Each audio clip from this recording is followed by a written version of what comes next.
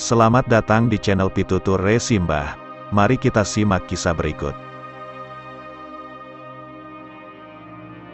Kali ini kita akan membahas kisah Raden Qasim atau Sunan Derajat. Untuk lebih lengkapnya mari kita simak kisah berikut.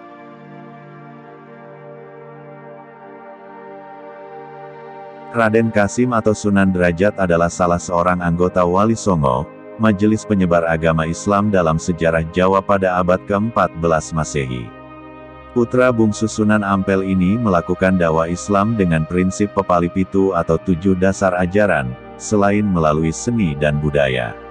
Sunan Derajat lahir di Ampel Denta, Surabaya, pada 1470 Masehi dengan nama Raden Qasim sebagai putra termuda Sunan Ampel dengan Nyi Ageng Manila. Ia adalah adik dari Raden Maulana Makdum Ibrahim alias Sunan Bonang. Selain Raden Qasim, Sunan Derajat memiliki banyak nama atau julukan lainnya, seperti Masaih Munat, Raden Syarifuddin, Maulana Hashim, Pangeran Kadrajat, atau Sunan Mayang Madu. Sejarah hidup Sunan Derajat. Raden Qasim memperoleh ilmu keislaman langsung dari ayahnya, Sunan Ampel, yang memimpin pondok pesantren Ampel Denta, Surabaya. Setelah beranjak remaja, Raden Qasim merantau ke Cirebon untuk berguru kepada Sunan Gunung Jati. Di Cirebon, Raden Qasim menikahi putri Sunan Gunung Jati yang bernama Dewi Sufiyah. Hingga kemudian, Raden Qasim kembali ke Ampel Denta bersama istrinya. Sesampainya di Ampel Denta, Sunan Ampel meminta Raden Qasim untuk berdakwah di daerah Gresik. Raden Qasim menuruti perintah ayahnya, meneruskan perjalanan menuju Gresik. Ia menetap di desa Banjarwati dan disambut baik oleh sesepuh kampung yang bernama Kiai Mayang Madu dan Mbah Banjar. Di desa Banjarwati, Raden Qasim dinikahkan dengan putri Kiai Mayang Madu yang bernama Nyai Kemuning. Di wilayah yang bernama Jelak, daerah yang memiliki medan lebih tinggi dari tempat lainnya di desa Banjarwati, Raden Qasim mendirikan surau dan mengajar penduduk setempat. Kendati tergolong bangsawan, ia amat dekat dengan rakyat.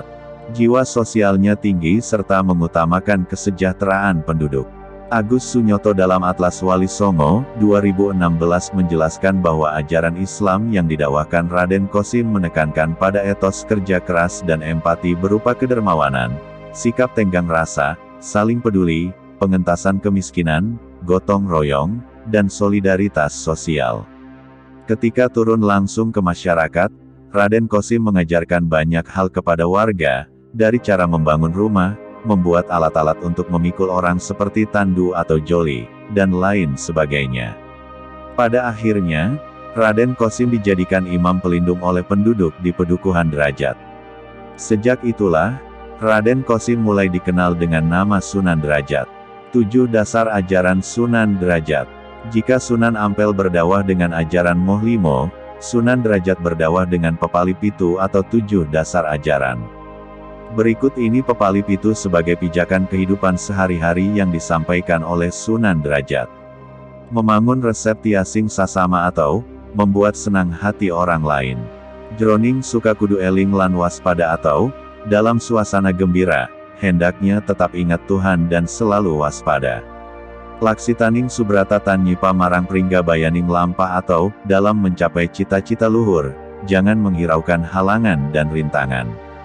Meper hardaning pancadriya atau, senantiasa berjuang untuk menekan hawa nafsu duniawi. Heneng hening henung atau, dalam diam akan dicapai keheningan, dalam hening akan dicapai jalan kebebasan mulia. Mulia guna panca waktu atau pencapaian kemuliaan lahir batin dicapai dengan menjalani salat 5 waktu.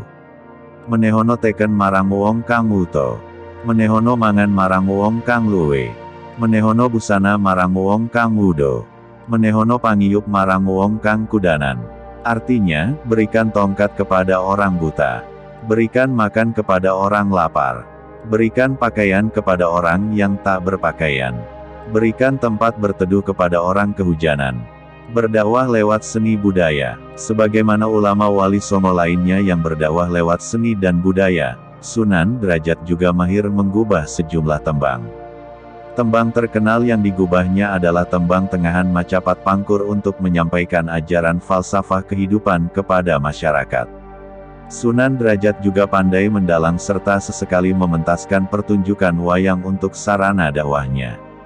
Peninggalan Sunan Derajat yang masih disimpan hingga sekarang adalah seperangkat gamelan yang disebut singo mengkok, serta benda-benda seni lainnya. Suhailid dalam Sejarah Kebudayaan Islam 2020 mengungkapkan, di masa tuanya, Sunan Derajat pindah ke kawasan Dalem Wungkur, arah selatan dari Desa Derajat. Ia menghabiskan masa tuanya dengan berdakwah di sana. Pada 1522 Masehi, Raden Qasim atau Sunan Derajat tutup usia. Makamnya terletak di Desa Derajat, Paciran, Lamongan, Jawa Timur.